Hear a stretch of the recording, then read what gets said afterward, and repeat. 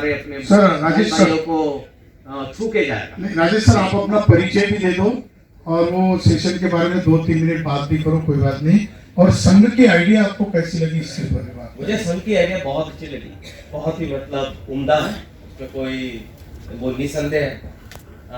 मेरा परिचय, मैं IIT बॉम्बे से हूँ, क्लास ऑफ 94।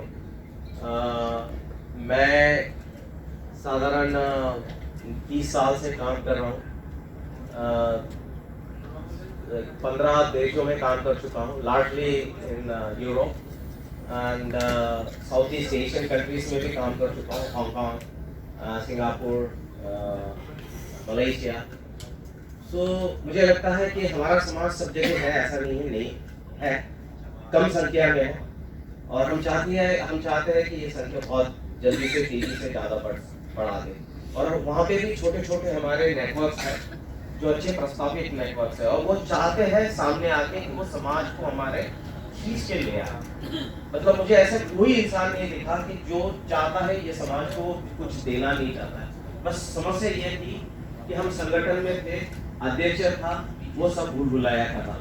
ये है कि कोई अध्यक्ष नहीं, हम सब इकट्ठा ही काम कर रहे हैं बहन भाई की तरह, और मुझे लगता है यहाँ से हम बहुत कुछ समाज को वापस दे सकते हैं इकट्ठा मिलके जुड़ के। मैं खुद रिलायंस में VP था, वाइस प्रेसिडेंट। थाइसन कंपनी है, थाइसन ग्रुप कंपनी में मैं ग्रुप हेड था, इंडिया का हेड सॉफ्टवेयर में। फिर CIO पद पे रिग्वेट टेक्नोलॉजीज में था। अभी मैंने एक कंपनी ज्वाइन की है टेक्सास, उसमें इंडिया हेड हूँ, इंक्यूबेशन। तो ऐसा एक छोटा सा परिचय है। मैं कॉर्नल बिजनेस स्कूल से एग्जीक्यूटिव लीडरशिप किया हूँ। मेरा बेटा अभी हमारा बेटा अभी US में पढ़ रहा है, एरिज़ोना स्टेट यूनिवर्सिटी में। ये भी सारा जो भी है इसका श्रेय जाता है हमारे बाबा साहब की आप सभी को मैं दिल से धन्यवाद देता हूं कि आप सभी यहाँ इस समर संघ की संगति में आए। अभी कॉन्सेप्ट में विस्तृत रूप से चर्चा होगी कि संघ में आना क्यों जरूरी है और संघ और संगठन में बुनियादी फर्क क्या होता है। तो एक लाइन में मैं बताना चाह रहा हूं कि संघ और संगठन में फर्क ये होता है कि ये जो 10 विशेषताएं हैं वो संगठनों में नहीं मिलती हैं जो संघ में आपको देखने को मिल रहा है। अब समय चूंकि हमारे पास बहुत कम है, वर्तमान हालात को देखते हुए, तो हम लोगों को अपने अंदर देखना है कि हम कर क्या रहे हैं और जो तरीका हमारा है वो ठीक है या नहीं।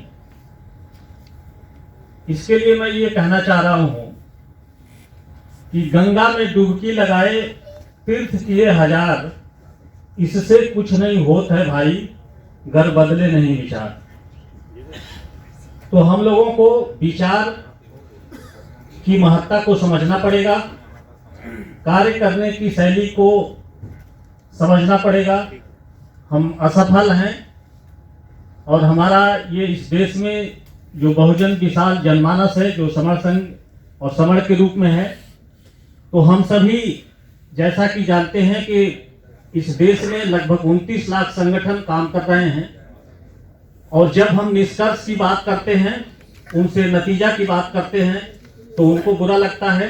आखिर जब 29 लाख राष्ट्रीय अध्यक्ष जो समाज का ही काम कर रहे हैं और हमसे वो आर्थिक रूप से सहयोग भी लेते हैं, तो हम नतीजा तो उन्हीं से पूछेंगे कि जो वर्तमान परिवेश है इस तरह का क्यों है। लेकिन हमारे ही बीच से हमारे ही भाई, हमारे ही परिवार के लोग, हमारे ही इस भारत के निवासी, उनको लगता है कि हम उनकी आलोचना कर रहे हैं, लेकिन ऐसा कुछ नहीं है।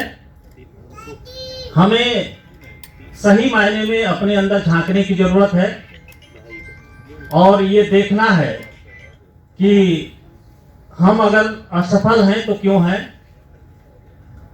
इसीलिए कहा जाता है कि पढ़े लिखे लोग जो बुद्धिजीवी के रूप में जाने जाते हैं, तो हमें लगता है कि पढ़े लिखे लोगों को जागरूक करना थोड़ा सा कठिन काम होता है। और बाबा साहब ने कहा कि समाज का काम पूरे पृथ्वी लोक में सबसे कठिन काम होता है। और समाज का सही काम सही रूप में सही समय पे सही दिशा में वही व्यक्ति कर सकता है जो गलती पाए जाने पर अपने बाप को भी रस्सी में बांधकर नगर निगम कार्यालय तक घसीटने की हैसियत रखता हो। तो इस चीज को हमें सोचना पड़ेगा, समझना पड़ेगा कि हमारी जो वर्तमान हालात है क्यों है, ये हमें जानना पड़ेगा। अब आते हैं गोल्डन रूल नंबर 7 पे, जो 7 है संघात विशेष सबसे ऊपर है। चूंकि संघात विशेष सबसे ऊपर इसलिए है कि ये प्रकृति नेचर बेस्ड है। संघ जो होता है वो प्रकृति आधारित होता है और हम सभी जानते हैं कि प्रकृति के सामने सब बौने हैं, सभी अस्तित्वहीन हैं। एक छोटा सा भूकंप आता है तो बड़े से बड़े लोग थर्रा जाते हैं, फिर हमारा दिमाग काम करना बंद कर देता है। जो हमारा पद प्रतिष्ठा है, शोहरत है, सब कुछ 1 मिनट में धराशायी होने की नौबत आ जाती है। तो ये संघ प्रकृति आधारित है और हम संघ में जब तक नहीं आएंगे तब तक हम सभी का भला नहीं हो पाएगा। तो हमें ये तय करना है कि संघ में आना है और नहीं आना है। दूसरा विकल्प है कि हम ये नहीं कह रहे हैं कि सभी लोग संघ में आ जाएं। हम इस देश में 29 लाख संगठनों से ये भी गुजारिश कर रहे हैं कि आप सभी लोग एक जगह इकट्ठा हो जाओ, समर संघ वहीं आने को तैयार है। तो ये स्थिति है, इस पे हम लोगों को तय करना है, दिशा तय करनी है और हमें जल्दी से जल्दी सही निर्णय लेना है ताकि हम अपने संविधान को, अपने बच्चे के भविष्य को, समाज को सबका भला कर सकें। इसी के साथ मैं अपनी बात को विराम देता हूं। जय भीम, नमो बुद्धाय, जय भारत, संगम नमामि। शाम के दिनों में बहुत पहले निकलना पड़ता था, घर से हमें 4 बजे निकलना पड़ता था, दूर स्कूल था। तो ये कहते थे कि बेटा संग संग जाना है, तुमको अलग नहीं होना है। लेकिन हमें उस टाइम ये इसका ज्ञान ही नहीं था कि हमसे क्यों क्या जा रहा है, संग से जाएं, हम इधर भी जा सकते हैं, उधर भी हो सकते हैं। लेकिन जब संग में आए तो उस चीज का हमें महत्व मालूम हुआ कि हमारे पुरखे, हमारे जो बाप दादा थे, हमारे जो पूर्वज थे, वो हमसे क्यों कहते थे कि संग संग में रहना है। संग में रहने का डॉक्टर साहब मतलब क्या है वो हम जान पाए। संग में रह करके हम वो चीज कर सकते हैं, वो चीज हासिल कर सकते हैं जो हम सोच भी नहीं सकते। क्योंकि आज तक जितनी भी उपलब्धियां हुई हैं वो इकट्ठे होने के बाद ही हुई हैं। अकेला कोई भी आदमी किसी चीज को उपलब्धि नहीं प्राप्त कर सका है। अगर शेर जंगल का राजा होता है, अपने समूह में रहता है, अपने संग में रहता है तो खूब दहाड़ता है। गलती मुश्किल है लेकिन नामुमकिन नहीं, क्योंकि संग में रहेंगे तो जीतेंगे। और हमारा उद्देश्य है जुड़ेंगे, जोड़ेंगे, जीतेंगे। जिद है जुड़ने की, जिद है जोड़ने की, जिद है जीतने की। संघम नमामि, संघम नमामि, संघम नमामि। लेकिन यहाँ जो पद विशेष की बात दोनों की होती है कि हमें अगर पद कोई मिला या हमने लिया अपनी मेहनत के बल पर, अपनी पढ़ाई लिखाई करके, वो रोजगार के साधन के लिए, उसके बाद वो हमें किस रूप में परिभाषित करता है समाज में।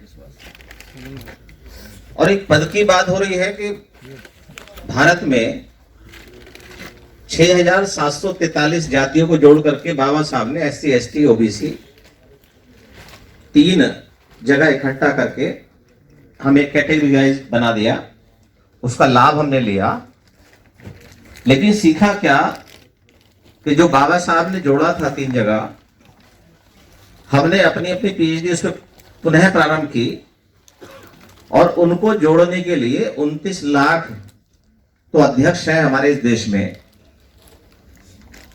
ये पद है और ऐसा माना जाता है, ऐसा अनुभव किया जाता है कि उसमें से मैक्सिमम जितने भी पद हैं वो तब तक रहते हैं जब तक वो जिंदा रहते हैं। और इस बात के लिए पूरी ताकत लगाते हैं कि ये पद ना चला जाए, चाहे मेरी जान चली जाए, चाहे मेरा परिवार टूट जाए, कुछ भी चला जाए। तो जिस प्रकार से हमारे पेट में दर्द होता है, डॉक्टर पे जाते हैं, वहां डॉक्टर या तो दवाई देते हैं, दवाई सही नहीं तो टेस्ट कराते हैं। टेस्ट कराने के बाद में हमें बीमारी का पता चलता है। हमें नहीं चलता बल्कि डॉक्टर को पता चलता है, फिर वो दवाई दे देते हैं। वही 72 साल में जो बीमारियां थी, बीमारियों का जो पता चला और पता चलने के बाद में जो उनके इलाज सामने आए, तो बीमारी और इलाज दोनों चीजें, बीमारी भी हमें है, इलाज भी हमें करना है। तो जब पूरा डायग्नोस हो गया तो अब इलाज पर काम चल रहा है, और इलाज है संघ के 10 गोल्डन रूल। हमें अगर मान लेंगे, इनको अपने व्यवहार में ले आएंगे, तब बच पाएंगे। क्योंकि इन्होंने परेशान इतना किया है, ये व्यवहारिक रूप में नहीं आते, पद और प्रतिष्ठा, मंच और माला, लेकिन नुकसान इन्हीं ने किया है। क्योंकि जो विदा पीपल है उसको कभी आवश्यकता नहीं थी इसकी। इसमें तो जो विचारधारा से हमारे महापुरुष लड़े हैं और जिससे हमें लड़ना था, जिसको दूर करना था, वही पूरी व्यवस्था 72 साल में हमने अपने अंदर पैदा कर दी। जब वो पैदा कर दी तो हमें उनसे लड़ना है, अपने आप से लड़ना है, देखना ही है। तो बीमारी हमारे अंदर है, बीमारी जब देख ली गई, आ गई सामने, तो इसका इलाज भी सामने आया। क्योंकि इलाज तो पहले से ही था, पता नहीं था हमें, इसकी जानकारी पता नहीं थी। जिस प्रकार से डॉक्टर्स इलाज करते हैं, एक टैबलेट काम नहीं करती तो टैबलेट को और बढ़ा देते हैं, उसकी पावर काम नहीं करती उसको और बढ़ा देते हैं। तो इसलिए यहां पर जितने भी इलाज हमें थे वो खोजे गए। कुछ पागल लोग हमारे बीच में हैं जिन्होंने अपना पूरा जीवन संघ को समर्पित कर दिया है, और संघ जो कहता है उसको करने के लिए 24 घंटे तैयार रहते हैं। तो ये जो पद प्रतिष्ठा, मंच, माला, ये जो शौक लगा, इसने हमें कहां से कहां लाके छोड़ दिया कि 72 साल में जो भी अधिकार थे, अगर हमने काम किया है, हमने महापुरुषों की विचारधारा को बढ़ाया है, तो फिर अधिकार बढ़ने चाहिए थे। लेकिन बढ़ने के बजाय वो निगेटिव हो गए, समाप्त हो गए। तो इसके कारणों में पद है, ठीक है, आप काम करते हैं, अपने ऑफिस में काम करते हैं, वहां आप पद के अनुरूप काम करिए। आपकी जो प्रतिष्ठा है, लोग आपको मानते होंगे, ठीक है, अच्छी बात है। लेकिन क्या व्यवहारिक जीवन में हम सबसे पहले इंसान हैं, इस रूप में अपने आप को परिभाषित कर पाए? क्या प्रेमबल में लिखा शब्द समानता, बंधुता, भाईचारा, क्या हम उसको अपने व्यवहार में स्थापित कर पाए? बीमारी हमारे अंदर है, इलाज हम सामने वाले कर रहे हैं। 29 लाख गुणा 4 मुख्य पद होते हैं एक संगठन के, इतने लोग तो रोज सामने वाले इलाज करते हैं। एक ही बात बताते, बाबा साहब ने ये कहा था, लेकिन किसी हिम्मत नहीं है पूरे भारत के अंदर उनसे ये पूछ ले कि हमसे ही कहा था, तुझसे भी कहा था। अब उनसे कौन पूछे? इसलिए अब ये वक्त आ गया है, ये विदा पे भी पूछ रहा है, अनुग्रह भी कर रहा है, क्योंकि हम सब पैदाइशी समण हैं, हमको इकट्ठा होना थे पहले से। लेकिन अब पूछ भी रहे हैं कि भाई इससे बेहतर रास्ता, अगर इससे काम चल रहा है, पद प्रतिष्ठा और बना लो, और लोग मिल जाएंगे। लेकिन काम नहीं चल रहा, इससे बहुत देर हो गई है, हमारे पास सब कुछ है, समय नहीं है। अगर अभी भी हमने इस पर पीएचडी की, क्योंकि बहुत सारे लोग पीएचडी कर रहे हैं, लेकिन संघ में जो अपना योगदान देगा आकर के उसके समझ में आएगी बात। और अगर बाहर से पीएचडी करेंगे तो अगले 100 साल भी समझ में नहीं आएगी। क्योंकि जिसने भी आके कोशिश की है इन सबको दूर करके, पद प्रतिष्ठा, मंचमाला, इसको अपने अंदर से, जहन से निकाल दे, मिले या ना मिले कोई बात नहीं है। मिलती है तो उसे प्रभाव नहीं पड़ता, उसे फर्क नहीं पड़ता, लेकिन नहीं मिलती है तो उसे कोई प्रभाव नहीं पड़ता, फर्क नहीं पड़ता। ऐसे बहुत सारे पागल लोग हैं, कम से कम 300 लोग हैं हमारे पास अभी, जो समर संघ में अपना पूरा का पूरा अपने घरों को वाईफाई ऑफिस से लैस कर चुके हैं। 24 घंटे जूम पर, फोन पर, सिर्फ एक ही बात को एक ही रट्टा लगा लिया, भाई जुड़ना है, जुड़ेंगे तो जीत जाएंगे।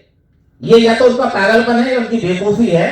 क्योंकि अभी हमारे 29 लाख लोग या उनके जो पहरेदार हैं वो ये कह रहे हैं जुड़ के करोगे क्या, तो देख लेंगे जब जुड़ के जो होगा। लेकिन उनको लगता है ये काम असंभव है, लेकिन हमें लगता है काम संभव है, इसको करके छोड़ेंगे। ये जिद है हमारी। सभी साथियों ने मेरी बात को सुना, धन्यवाद। नमो बुद्धाय, जय हिंद, संगम नमामि। तो जय भीम, नमो बुद्धाय और संघ को संगम। संघ का जो छठा रूल है कि पंजीकरण कभी नहीं। जैसे हम देखते हैं कि किसी समन भाई ने अपना एक मकान खरीदा और उसकी एक रजिस्ट्री हो गई, तो वो मकान आपके नाम हो गया। उसमें अब बिना परमिशन के कोई नहीं घुस सकता। ऐसे ही संगठनों में अब तक ये होता है कि पंजीकरण करा लिया और वो उनका मालिक बन के बैठ गए। कुछ 4-5 साथी होंगे जो मेन होंगे, जो सारी चीजें उसमें डिसाइड करेंगे कि कितना पैसा आएगा, कितना हमने लोगों से पैसा लेना है, और उसके वो मालिक बन के बैठ गए। इन सब चीजों को देखते हुए संघ ने ये रूल बनाया है, छठा गोल्डन रूल, कि संघ का पंजीकरण कभी नहीं। जैसे कि आप सब जानते हैं कि समन संघ का जो कंसेप्ट है वो गौतम बुद्ध से पहले का कंसेप्ट है, कि जो समन संघ में जो रूल थे वो प्राकृतिक रूप से लिए गए। तो उन्हीं प्राकृतिक रूलों को यहाँ पे लागू किया जा रहा है। जैसे अपने गौतम बुद्ध का जो समन संघ था उसमें कोई पंजीकरण नहीं था, और उसी को देखते हुए जो आपके सामने जो हमारे समाज में काम कर रहा है, जो आरएसएस का जो विरोधी लोग हैं, हमारे ब्राह्मण समाज है, जो वो आरएसएस जो संघ है, आप उसको देखेंगे कि उसका कोई पंजीकरण नहीं है। आपकी उसकी एक मेन बुक है बंच ऑफ थॉट, जो मैंने आज से 20 साल पहले मेरे फादर ने, जैसे कि मुझे, तो उस संघ की मैंने एक बहुत मेन बुक थी बंच ऑफ थॉट, जो मेरे फादर ने मुझे पढ़ाई और मुझे समझाई। तो जब मैंने उस बुक को पढ़ा तो मैंने ये सोचा कि ये बुक तो मतलब बहुत ही कठिन बुक है, जो किसी को समझ में नहीं आती है। मुझे भी नहीं समझ में आई थी, लेकिन मेरे फादर ने उसकी एक लाइन मुझे को समझाई कि ये जो संघ का रूल है, जो संघ रहने का रूल है, ये हमारे गौतम बुद्ध से पहले का है, और वो यहाँ पर एक लागू किया गया है कि संघ का कभी भी पंजीकरण नहीं होगा। क्योंकि गौतम बुद्ध जब अपने अंतिम समय में थे तो उनके अनुयायियों ने उनसे पूछा कि आप तो अब इस दुनिया से जाओगे, तो इस संघ की विचारधारा को आगे कौन लेके जाएगा? तो गौतम बुद्ध ने कहा कि मैंने इसका कोई मालिक नहीं बनाया है, क्योंकि जो संघ की विचारधारा है वो ही संघ को आगे लेकर जाएगी। अगर ये संघ की विचारधारा मजबूत होगी तो ये आगे बढ़ेगी। इसीलिए जो विरोधी पक्ष के लोग हैं उन्होंने ही इसी विचारधारा को उठाया और अपने आप को इतना मजबूत किया। तो हमारे समन संघ ने भी ये रूल जो उसमें लागू किया है कि इसका पंजीकरण कभी नहीं होगा, यानी कि इसका कोई मालिक नहीं होगा। हम सारे ही समन संघी जो है इसके मालिक होंगे और इसको आगे तक लेके जाएंगे। यही आज हम यहाँ पर सब प्रण करके जाएं, अपने आप से प्रण करें, दूसरे से पहले हम अपने आप से इस बात को अपने जहन में उतारेंगे और निष्ठा पूर्वक अपने समन संघ को मजबूत करेंगे और साथियों को मजबूत करेंगे। इसी के साथ मैं अपनी बात समाप्त करूंगी। जय भीम, नमो बुद्धाय। कि कैसे अपने बच्चों को आगे भेजना है। ये जैसे राजेश कांबले सर हैं, ऐसे और भी लोग हैं जो संघ से इन्फ्लुएंस हुए हैं, संघ को जिन्होंने आत्मर्पित किया है, और वो अपने जो आइडियाज हैं, चाहे वो बिजनेस के हैं, एजुकेशन के हैं, किसी और प्रोफेशनल फील्ड के हैं, उनको संघ के साथ मर्ज करके कैसे संघ को फायदा दिया जा सकता है, इस पे काम। ऐसे अभी 2 लोग हमारे बीच में और आएंगे, एक फाइनेंशियल सेक्टर से और एक लीगल सेक्टर से। बाकी अभी जो हमारा नेक्स्ट स्टेप है वो है लंच का। आपके लिए बहुत बेहतरीन हल्दीराम के डब्बे आए हैं, वो हम बाहर से लेंगे। यहाँ पे अलाउड नहीं है, वरना वो यहाँ आते, नीचे पोर्ट्स में वो हमको मिलेंगे। सबसे पहले महिलाएं, बच्चे, बुजुर्ग वो अपना अपना डब्बा ले लेंगे। वहां पे चाय और कॉफी की व्यवस्था है, वहीं से अपनी अपनी चाय और कॉफी ले लेंगे। जिन लोगों को यहाँ पे पानी की बोतलें दी गई हैं, वो अपनी कोई भी पानी की बोतल यहाँ ना छोड़े, क्योंकि ये हमारे आचरण का परिचय है। बाहर जाएंगे, डस्टबिन मिलेंगे, वो हम सारे वहां फेंकते चले जाएंगे। जो डब्बे नीचे रखे हुए हैं वो जब खाली हो जाएंगे तो हम उनको भी डस्टबिन में डिस्पोज ऑफ कर देंगे।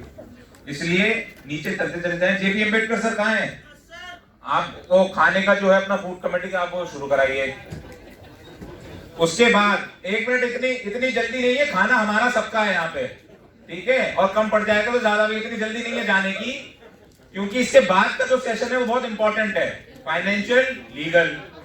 एक डॉक्टर भी है जो रास्ते में है, वो आ रहे हैं, वो अपना मेडिकल का बताएंगे। जो क्वेश्चन आंसर राउंड है, कुछ लोगों के नाम आए हैं, मैं बता देता हूं। अगर उनको कोई बात करनी है तो संघ और संगठन से इधर उधर नहीं होनी चाहिए। आपने क्या जाना, क्या बताया, वो चीजें सेकेंडरी है। प्राइमरी जो ऑब्जेक्ट है वो संघ और संगठन में अंतर है। अगर आप कोई बात करेंगे वो संघ आधारित होनी चाहिए, या आप संघ और संगठन में अंतर बताइए। और आपके कोई क्वेश्चंस हैं तो उनका जवाब यहाँ कोई भी संघी दे सकता है। वैसा जवाब यहाँ कोई भी संघी दे सकता है। मैं समझता हूँ कि ये बात एकदम साफ हो चुकी है। अब इनका एक बार हौसला अफजाई तो करेंगे सब मिलके।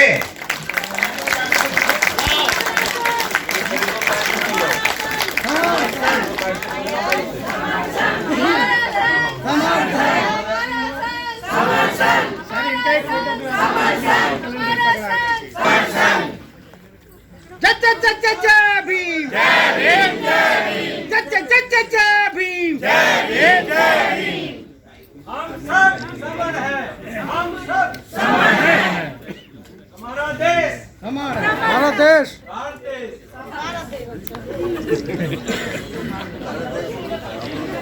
ये जो संघ का एक नियम है कि संघ में चाहे कुर्सी हो, चाहे खाना हो, चाहे ग्रंथ हो, चाहे कैलेंडर हो, सबको अपना खर्चा खुद देना होता है। और संघ की जो भी कॉस्ट होती है संघ सारा का सारा सामान उस कॉस्ट पे देता है। इस कैलेंडर की जो सिंगल कैलेंडर की कॉस्ट आई है वो 9 रुपए 60 पैसे आई है। तो 9 रुपए 60 पैसे में 40 पैसे के आसपास इसका जो है ट्रांसपोर्टेशन का खर्चा बन जाता है। तो जो लोग संघ का कैलेंडर लेके जाएंगे, बाहर कैलेंडर रखे हुए हैं, और ये जो फ्रेम किया हुआ है इसका जो कॉस्ट आई है वो 520 रुपए आई है कुल मिला के। किसी को ये लेना हो तो ये लेके चले जाएं।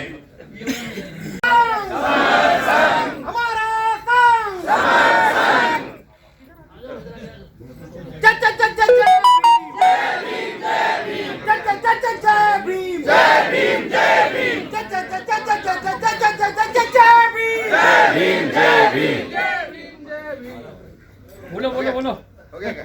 जय जय जय जय जय भीम जय भीम जय भीम जय जय जय जय जय भीम जय भीम जय भीम जय जय जय जय भीम जय भीम जय भीम जय भीम जय भीम जय भीम जय भीम जय भीम जय भीम बाबा साहब अमर रहे, बाबा साहब अमर रहे।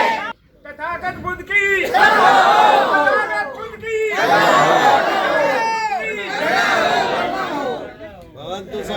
फोटो मेरे भैया, फोटो मेरे लो। अरे आप तो रहेंगे। अभी हम जितने भी सारे लोग हैं वो बाहर से कैलेंडर लेते हुए जाएं। जिसको कैलेंडर लेने 10 रुपए कैलेंडर की कॉस्ट है, बाहर मिल रहे हैं, वो ले ले रहा से। जय भीम।